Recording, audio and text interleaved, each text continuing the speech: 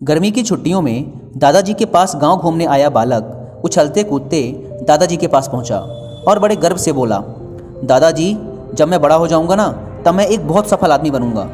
क्या आप मुझे सफल होने के कुछ उपाय बता सकते हैं? दादाजी ने हाँ में सिर हिला दिया और बिना कुछ कहे लड़के का हाथ पकड़ा और उसे करीब की पौधशाला ले गए।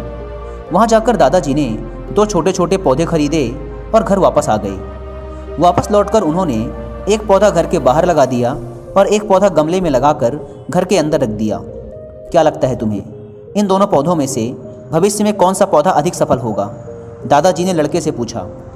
लड़का कुछ क्षणों तक सोचता रहा और फिर बोला, घर के अंदर वाला पौधा ज़्यादा सफल होगा, क्योंकि वो हर एक खतरे से सुरक्षित है, जबकि बाहर वाले पौधे को तेज धूप, आंधी, पानी और जानवरों से भी खतरा है। दादाजी बोले, चलो देखते हैं आगे क्या होता है, और वह अखबार उठाकर पढ़ने लगे। दादाजी दोनों पौधों पर बराबर ध्यान देते रहे और समय बीतता गया।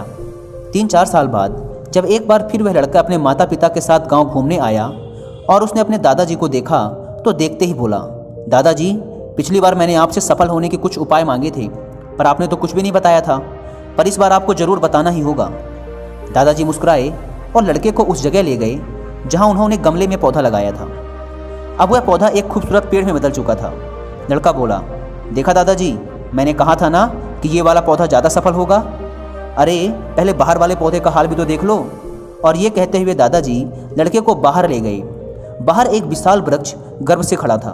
उसकी शाखाएं दूर तक फैली थी और उसकी छांव में खड़े राहगीर आराम से बातें कर रहे थे।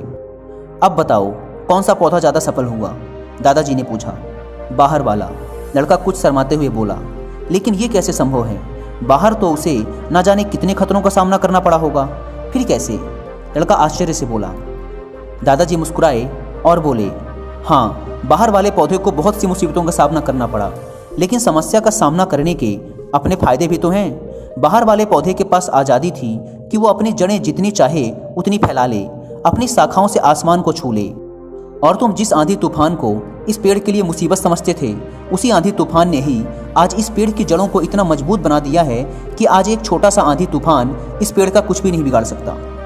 बेटे, अब जो मैं तुम्हें बताने वाला हूँ, अगर तुमने उस बात को अपने अंदर बिठा लिया तो तुम जिंदगी में जो कुछ भी करोगे उसमें सफल होगे।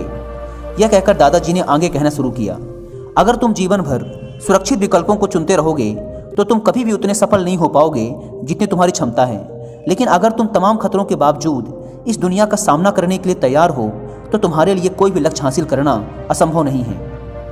लड़के ने लंबी सांस ली और उस वृक्ष की तरफ देखने लगा। वो दादाजी की बात समझ चुका था।